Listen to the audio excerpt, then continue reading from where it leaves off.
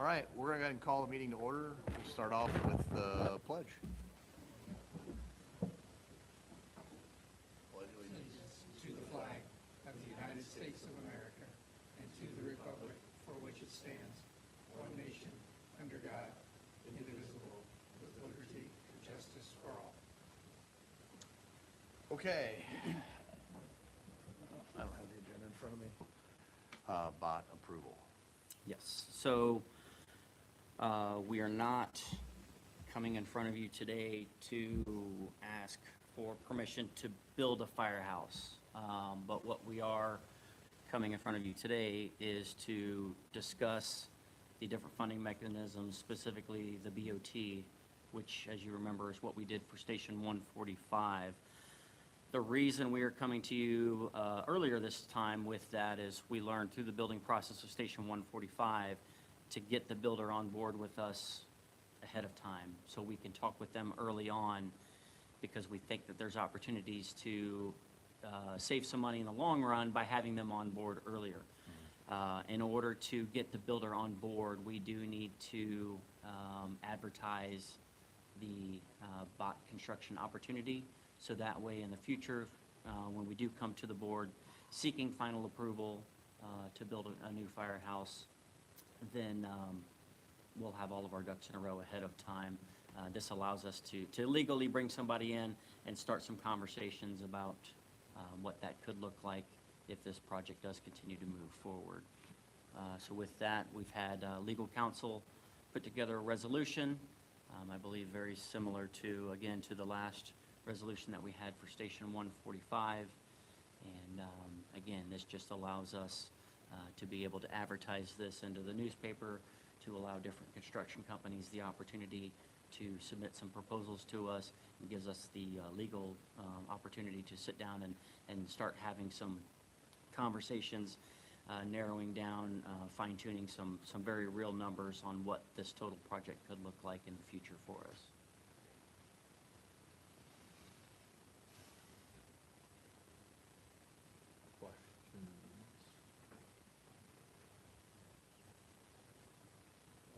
Real quick, the BOT, B-O-T, I guess I was looking for that. What does that stand for? Build, operate, transfer. Oh, okay. This is a little bit my fault in knowing having worked for this board. Some people just adopt the bot method, and then, the board finds out years after the fact that, oh, you're in your third and fourth bot project. I think the way you guys all do your business works best, where you guys are informed on a project basis that we are going to do another bot, and then kind of fits in holistically. Either comes in and talks to us every so many months about how next year's going to look, and how 5 years are going to look. We just kind of have a long view of where finances are, what your needs are, and it's not having that initial approval, and then everybody looks back and goes, when did we say, okay, let's go that out? One, you're approved to be opening bond every time. So this is just sort of the very first step of the next station, and there'll be several other stages that, just allows those guys to start having those value-based conversations. And do you understand how it works? It's different than. Is there a, what you call it, a facilities corp involved? Do you want to? We would have, we have our building corporation now. Townships do not have the ability to do basic general obligation bonds, but we can do these bonds. And so that's how all of our stuff has been done since I've been around. Most municipal procurement or public procurement is done through lowest responsive bidder. I always use Allen Shepherd's metaphor or cliche of who's contemplating sitting on the top of the rocket and sitting on a rocket built by all the least responsive bidders. Mm-hmm. DOT looks at it and says, well, let's have value-based, and that's when you guys get your interview committees and you can sit there and go, yeah, that guy's low man, and all he's ever built are jails or schools, or that's a wonderful parks, vendor. And you may want somebody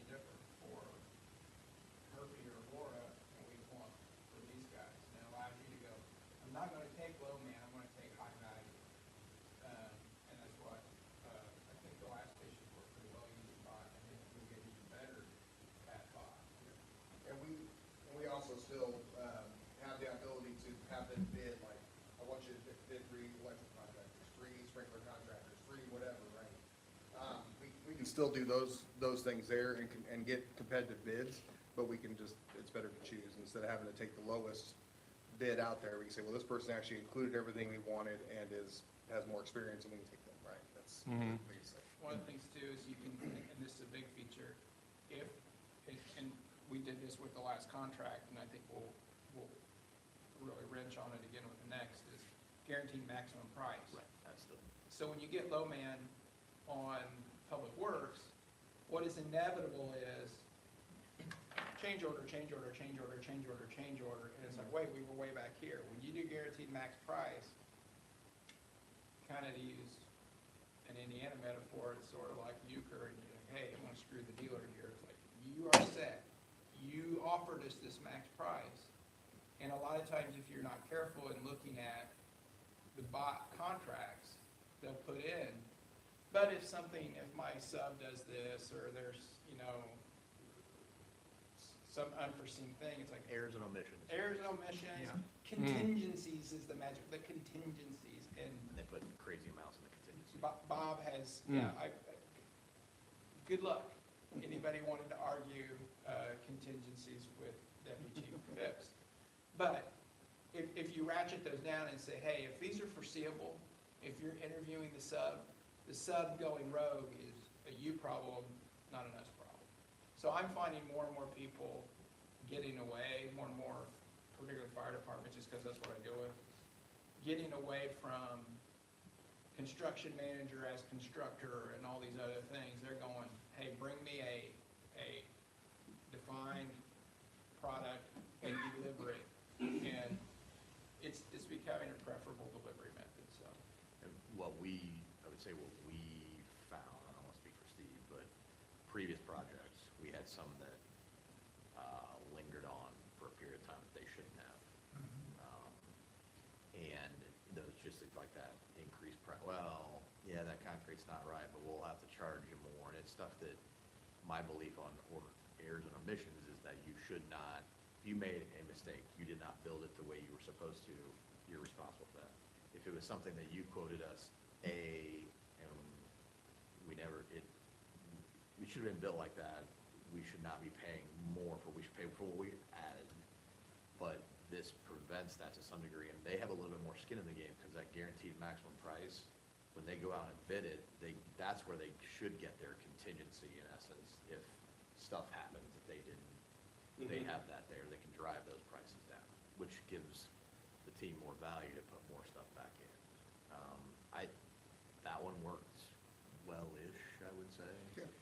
The biggest thing in this, and coming to you guys early to do this RFP for contractors, is exactly to both points that have been discussed.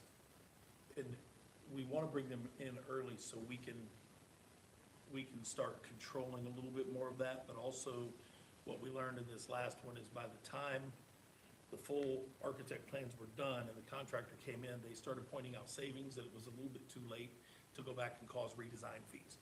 So if we can get that done ahead of design, now any savings or value engineering they want to do, we can decide on that ahead of time, because we know right now it's going to be a different price point that we know we have to hit based on earlier conversation with the board. So coming to the table a little earlier gives us that control to avoid any other future costs if we can get them in together. In my professional life, I believe it saves you at least 5 to 10% if you have a construction on board. I think where everybody was hesitant to do that is they kind of made it very, well, I have to get a design and then I have to bid it out. Well, you don't necessarily have to give it to that construction company either, but you need somebody who constructs in there versus kind of the idea guy at the design. And they say, oh, we're going to put, not example, but, oh, this should be a flying buttress and it'll look great. And the construction's like, that's the dumbest thing ever. It's going to be covered up by this and you'll never see it. You just wasted $10,000. So they eliminate that before they start constructing it, and then it's a change order that costs 4 times as much. So I think this is by far the best way to do it. And I wasn't paid to say that, It's just lessons learned, right? I mean, Oh, that's, Yeah. We You knew got how more it minds worked. in the room to get it do it right. Yeah, we knew how it worked, we heard how it worked, but putting it into practice is different than saying it. And now we know how to put it into practice, we feel we do it a little bit better. And even before with the bot, when some people came in to give RFPs for construction on the other station, it was wild ranges, and that just, either some didn't do their due diligence, or, which tells you in the future they're not gonna do their due diligence, or they're just Square footing it. yeah, it's the way to put it. And they would just nick them back later on. I think it's a good way to do it. Bots are not problem-free, I still see problems with them. I do see more problems with general contractor, construction managers, constructor, because it's always, you gotta get it from someone else's pocket, or you gotta get everybody aligned. The buck stops with your developer. You go to that guy if you got a problem. And you gotta manage it, and you guys manage it well, so that's Yeah. huge. So does that make sense? Mhm. It's kind of a- Yep. 'cause it took us a bit to, it was new and we did it pre-construction. Okay. and it was- Yeah. It sounded, it just didn't sound like we were doing the right thing before, like it wasn't, it was new, it seemed new, but Mhm. everybody's kind of doing it now. But after, with this tweak, with this extra early step in the process, I think it's definitely a move in the right direction. I also hope that we can come to GMP maybe a little bit earlier, so that we can get our bond process moving some. Having them on and really having the architects separate, they're hired under us, they're not part of the bot, they're not under that, they're separate. They can do their own estimating, so we can also cross-check against this. So it's really probably one of the safest ways, I think, what we're doing here to most cost-effective way.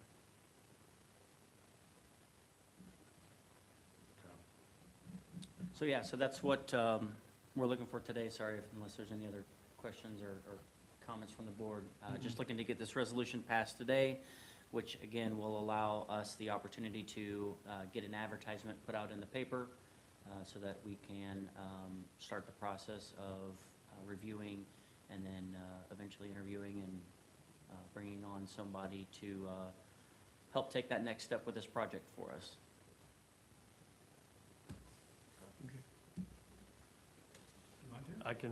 I'll make a motion that we adopt resolution number 08062026-01. Resolution, I guess, relating to the R4P. I second it. All those in favor? Aye. All right. Resolution is approved. Any wishes to be heard? All right. Now, we just need a motion to adjourn. So moved. A second? All in favor? Aye. We are adjourned effective 5:45. There you go. Happy birthday to the trustee. That's right. Oh, happy birthday.